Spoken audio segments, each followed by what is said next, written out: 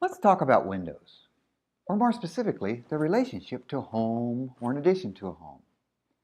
How do you decide where the windows should be, how many of them there should be, what sizes they should be, their relationship to each other? This is the kind of thing that architects think about. Let's look at a real-world example. This home needs an addition to be located right here. We'll have a mudroom on the left, a storeroom on the right, and a wall to separate the two. We add some exterior walls and contemplate the need for some windows. The windows need to be up near the ceiling to allow for things to be stored against the walls underneath the windows. Thinking about what the windows could be, we look back at a view of the existing house and notice something interesting.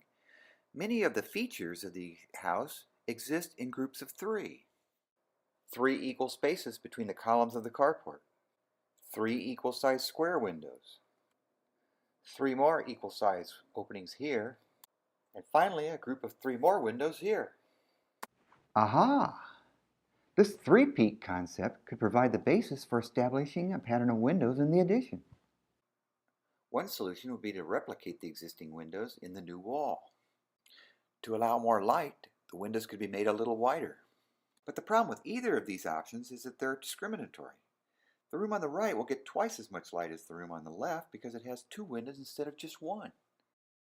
We can solve this problem by having 2 groups of 3 windows, using either the squares or the rectangles. But let's step back a minute and take a fresh look at this. Each group of 3 windows doesn't necessarily have to have 3 windows of the same size. What if we mix up the sizes like this? Using a square and 2 rectangles, we get 3 possible arrangements. Or we could go with a rectangle and 2 squares and get 3 additional arrangements. There's no rule that says the 2 groups of windows have to be the same. In fact, there's a compelling reason that they should be different. As you'll recall, there's only 1 existing window in the room on the left, whereas there are 2 in the room on the right.